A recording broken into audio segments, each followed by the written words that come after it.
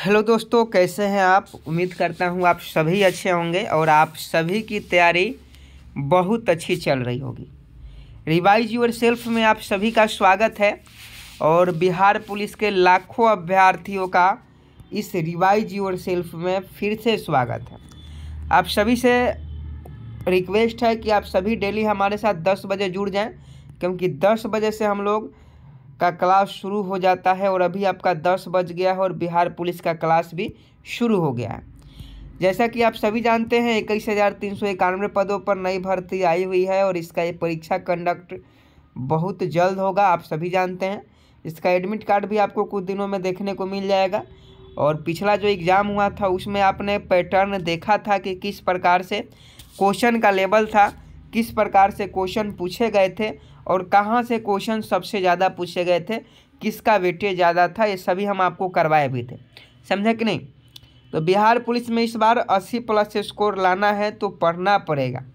अब बहुत लोग सोचते हैं कि एडमिट कार्ड आएगा तब पढ़ेंगे, समझे कि नहीं। बहुत लोग का यह मानना है कि एडमिट कार्ड आएगा तो 10 दिन पढ़ेंगे और 10 दिन में हम जो है सफलता प्राप्त कर लेंगे। तो अगर 10 दिन में सफलता मिलता तो 1 साल मेहनत करने की क्या आवश्यकता थी। आप ही सोचिए ना, 10 दिन में अगर सफलता मिलती तो 1 साल मेहनत करने की क्या आवश्यकता थी। तो आप मेहनत कीजिए और अपनी तैयारी को बेहतरीन बनाइए। हमारे साथ 10 बजे डेली जुड़िए। और अभी साइंस का क्लास चल रहा है।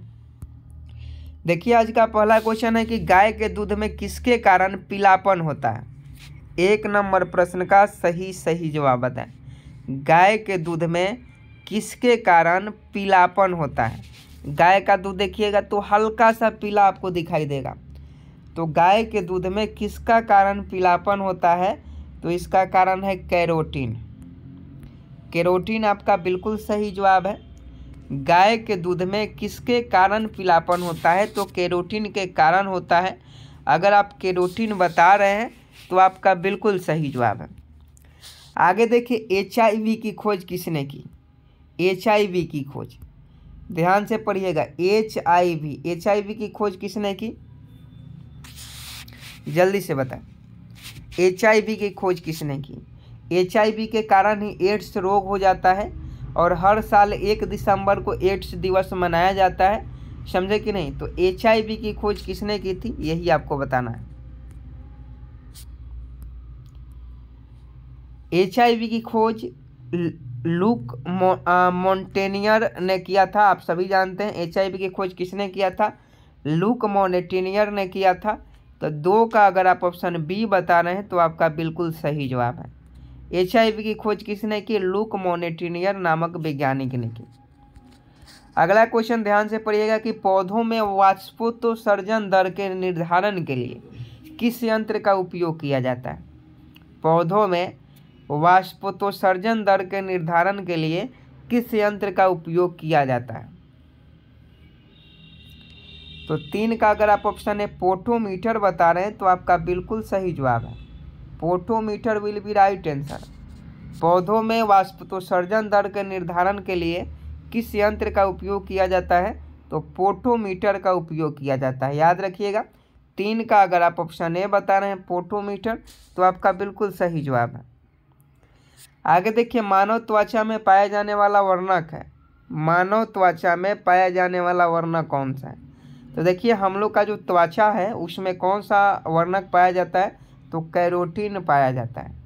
4 का ऑप्शन भी बिल्कुल सही जवाब है। मानव त्वचा में पाया जाने वाला वर्णक कौन है, कैरोटीन होता है। और जब मानव त्वचा पर सीधे सूर्य की रोशनी पड़ती है तो त्वचा कैंसर भी होता है, यानी पराबैंगनी किरणें के कारण। पराबैंगनी किरणें जो होती है वो सूर्य से डायरेक्ट हमारे शरीर पर पड़ेगी तो त्वचा कैंसर होने की खतरा बढ़ी रहती है। इसीलिए ओजोन परत बीच में होता है। इसलिए हमारे सूर्य की जो रोशनी है डायरेक्ट हमारे शरीर पर नहीं पड़ती है, पहले ओजोन पर पड़ती है फिर हमारे शरीर पर पड़ती है। ओजोन का सूत्र बिहार मध्य निषेध में पूछा था, वो 3 होता है।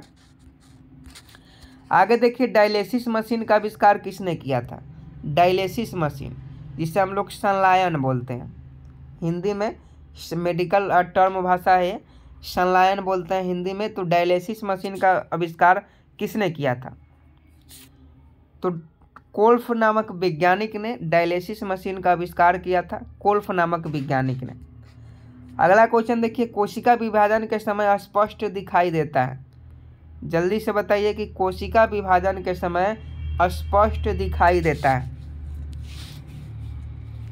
तो जीन दिखाई देता है। कोशिका विभाजन के समय जीन जो है स्पष्ट दिखाई देता है। जराविक सेवन क्या है? याद कीजिए क्वेश्चन बिहार पुलिस में 1 अक्टूबर को पूछा गया था कि जराविक सेवन क्या है, और आप लोग जो है गलत करके आए थे। जराविक सेवन क्या है ये याद कीजिए, और इसका सही जवाब आप कमेंट बॉक्स में छाप दीजिए कि जराविक सेवन क्या है। बिहार पुलिस में पूछा गया प्रश्न है कि जराविक सेवन क्या है, और हम इस प्रश्न के आंसर का इंतजार करेंगे कि कितने लोगों को यह क्वेश्चन अभी तक याद है या भूल गए। आगे देखिए, विश्व वन्यजीव कोष की स्थापना कब की गई? 8 का सही जवाब बताएं। विश्व वन्यजीव कोष की स्थापना कब की गई? तो 1967 में किया गया। विश्व वन्यजीव कोष की स्थापना 1967 में की गई। 8 का अगर आप ऑप्शन ए बता रहे हैं तो आपका बिल्कुल सही जवाब है। आगे देखिए, डबल रोटी के निर्माण में किस कवक का प्रयोग होता है? 9 का सही जवाब बताएं। डबल रोटी के निर्माण में किस कवक का प्रयोग होता है? तो सैक्रोमाइसीज का। डबल रोटी के निर्माण में सैक्रोमाइसीज का प्रयोग किया जाता है। आगे देखिए, HIV सर्वाधिक नष्ट करता है? HIV सर्वाधिक नष्ट करता है। HIV जो है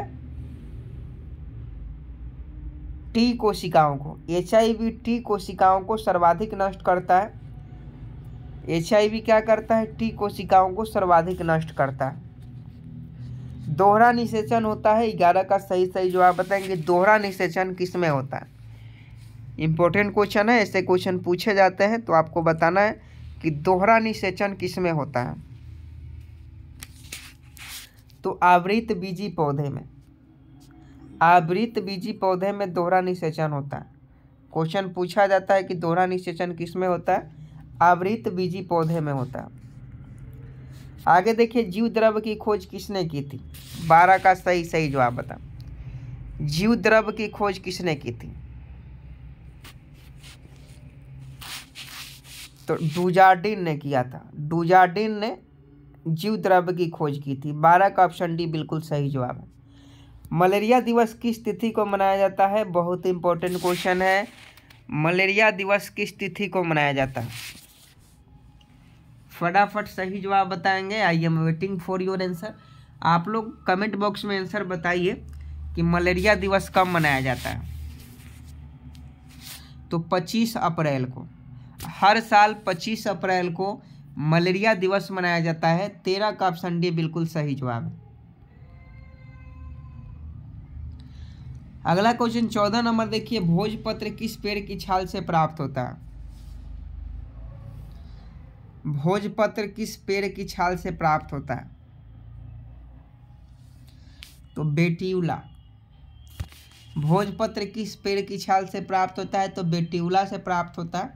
14 का ऑप्शन है बिल्कुल सही जवाब है। भोजपत्र किस पेड़ की छाल से प्राप्त होता है? तो बेटियुला से प्राप्त होता है। 14 का ऑप्शन है बिल्कुल करेक्ट है। आगे देखिए, म्यूटेशनवाद के जनक हैं। 15 का सही जवाब बताए। म्यूटेशनवाद के जनक हैं तो ह्यूगो डी ब्रीज। म्यूटेशनवाद के जनक कौन है? ह्यूगो डी ब्रीज है। 15 का अगर आप ऑप्शन डी बता रहे हैं ह्यूगो डी ब्रीज तो आपका बिल्कुल सही जवाब है। 16 नंबर बताइए कि पादप शरीर क्रिया विज्ञान का पिता किसे कहा जाता है? 16 का सही जवाब बताएं। पादप शरीर क्रिया विज्ञान का पिता किसे कहा जाता है?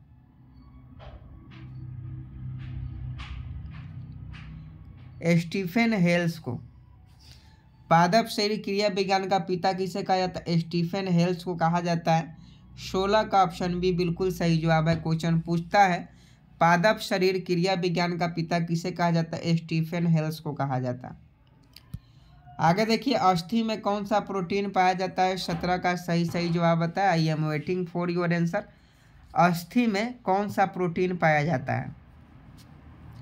तो हमारे शरीर की जो अस्थि होती है उसमें जो है ओसिन नामक प्रोटीन पाया जाता है। ओसिन, ऑप्शन सी बिल्कुल सही जवाब है। आगे देखिए, कवक विज्ञान के जनक कौन है? 18 का सही जवाब बताएंगे। कवक विज्ञान के जनक कौन है?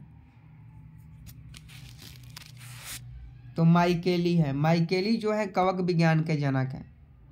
आगे देखिए, चने के द्वारा पानी के अवशोषित होने की प्रक्रिया क्या है? चने द्वारा पानी को अवशोषित होने की प्रक्रिया क्या कहलाता है? तो ये अंतःप्रासरण कहलाता है। अगर आप सूखे चने को पानी में डालते हैं तो रात भर में फूल जाता है, यानी पानी का अवशोषण होता है, तो उसे अंतःप्रासन कहते हैं। अगर देखिए आगे देखिए, शुगर बेबी किसकी प्रजाति है? 20 का सही जवाब बता। शुगर बेबी किसकी प्रजाति है? तो ये आपका तरबूज की प्रजाति है। शुगर बेबी तरबूज की प्रजाति है। आगे देखिए, अम्ल वार्षा का मुख्य अवयव क्या है? अम्ल वार्षा का मुख्य अवयव क्या है? तो सल्फ्यूरिक अम्ल है। अम्ल वर्षा का मुख्य अवयव सल्फ्यूरिक अम्ल है। नेक्स्ट प्रश्न देखिए, अधिक विकिरण के संपर्क में आने से कौन सा रोग होता है? 22 का सही जवाब बताएं। अधिक विकिरण के संपर्क में आने से कौन सा रोग होता है? चलिए, विटामिन सी की कमी से स्कर्वी होता है और विटामिन डी की कमी से रिक्टियस होता है। तो बी और सी तो होगा नहीं। तो 22 का सही जवाब होता है, तो कैंसर होता है, त्वचा कैंसर होता है। अधिक विकिरण के संपर्क में आने से कैंसर रोग होता है। आगे देखिए, चर्म रोग किस विटामिन की कमी के कारण होता है? चर्म रोग किस विटामिन की कमी के कारण होता है? तो विटामिन B6 की कमी के कारण। विटामिन B6 के कमी के कारण चर्म रोग होता है। आगे देखिए, कौन सी बीमारी प्रदूषण के कारण होती है या बढ़ जाती है? कौन सी बीमारी प्रदूषण के कारण होती है और बढ़ जाती है? तो ब्रोंकाइटिस। ब्रोंकाइटिस जो है ये बिल्कुल सही जवाब है। ब्रोंकाइटिस जो होती है ये प्रदूषण के कारण होती है। आगे देखिए, कृत्रिम गर्भधारण के लिए सांड का वीर्य को किसमें सुरक्षित रखा जाता है? 25 का सही जवाब बता। कृत्रिम गर्भधारण के लिए सांड के वीर्य को किसमें सुरक्षित रखा जाता है? तो ये आपका सही जवाब जो हो जाएगा ऑप्शन सी, द्रव नाइट्रोजन आपका बिल्कुल सही जवाब हो जाएगा। कौन सा रोग जीवाणु के कारण होता है? जल्दी से बताएं। मलेरिया नहीं होगा, ना ही खसरा होगा। कौन सा रोग जीवाणु के कारण होता है? बताइए। तो टीबी जो होता है, ट्यूबरकुलोसिस, ये जीवाणु के कारण होता है। आगे देखिए, समसूत्री विभाजन होता है। 27 का सही जवाब बताएं। समसूत्री विभाजन होता है तो जड़ की शीर्ष कोशिकाओं में समसूत्री विभाजन होता है। आगे देखिए, सरीसृप वर्ग का अध्ययन क्या कहलाता है? 28 का सही जवाब बताएं। सरीसृप वर्ग का अध्ययन क्या कहलाता है? तो हर्पेटोलॉजी कहलाता है। सरीसृप वर्ग का अध्ययन जो है हर्पेटोलॉजी कहलाता है। आगे देखिए, लीवर में भविष्य के लिए कौन सा विटामिन भंडारित होता है? जो आपका यकृत होता है उसमें भविष्य के लिए कौन सा विटामिन भंडारित होता है? तो ये जो होता है विटामिन ए होता है। विटामिन ए आपके यकृत में जो है भंडारित होता है। आगे देखिए, सबसे कम जल की आवश्यकता किसे होती है? सबसे कम जल की आवश्यकता किसे होती है? तो खजूर को होती है। खजूर आपने देखा होगा, उसको सबसे कम जल की आवश्यकता होती है। आगे देखिए, कौन सा प्रोटीन जल में घुलनशील है? तो एल्ब्यूमिन जो है, एल्ब्यूमिन एक प्रोटीन है और ये जल में घुलनशील है। आगे देखिए, नेत्रदान में नेत्र के किस भाग को दान किया जाता है? नेत्रदान में नेत्र के किस भाग को दान किया जाता है? तो एक कॉर्निया को। अगला देखिए, किस विटामिन में कोबाल्ट पाया जाता है? क्वेश्चन पूछा जाता है। तो कोबाल्ट जो होता है विटामिन B12 में पाया जाता है। किस विटामिन में कोबाल्ट पाया जाता है? विटामिन B12 में। आगे देखिए, हृदय की गति की जांच किस यंत्र के द्वारा की जाती है? हृदय की जो गति होती है उसकी जांच किस यंत्र के द्वारा की जाती है? तो ये आपका कार्डियोग्राम के द्वारा की जाती है। कार्डियोग्राम आपका बिल्कुल सही जवाब है। आगे देखिए कपास प्राप्त होता है 35 का सही जवाब बता। तो बीज से। कपास किससे प्राप्त होता है? बीज से प्राप्त होता है। आगे देखिए शुक्राणुओं का निर्माण कहाँ होता है? तो देखिए शुक्राणु का जो निर्माण होता है वृषण में होता है। नेक्स्ट प्रश्न देखिए शरीर की सूक्ष्मतम इकाई क्या है? तो शरीर की सूक्ष्मतम इकाई जो होती है कोशिका होती है। आगे देखिए अंडे के किस भाग में प्रोटीन की मात्रा अधिक होती है? तो आपको बता दें एल्बुमिन। अंडे में कौन सा प्रोटीन पाया जाता है? तो एल्बुमिन जो होता है वो प्रोटीन पाया जाता है। मनुष्य को सर्वाधिक ऊर्जा किससे प्राप्त होती है? तो मनुष्य की सर्वाधिक ऊर्जा कार्बोहाइड्रेट से प्राप्त होती है। 39 का ऑप्शन डी बिल्कुल सही जवाब हो जाएगा। और साइंस का सिलसिला जो है यहीं तक खत्म होता है। मिलते हैं फिर नए क्लास में कल, तब तक के लिए जय हिंद जय भारत।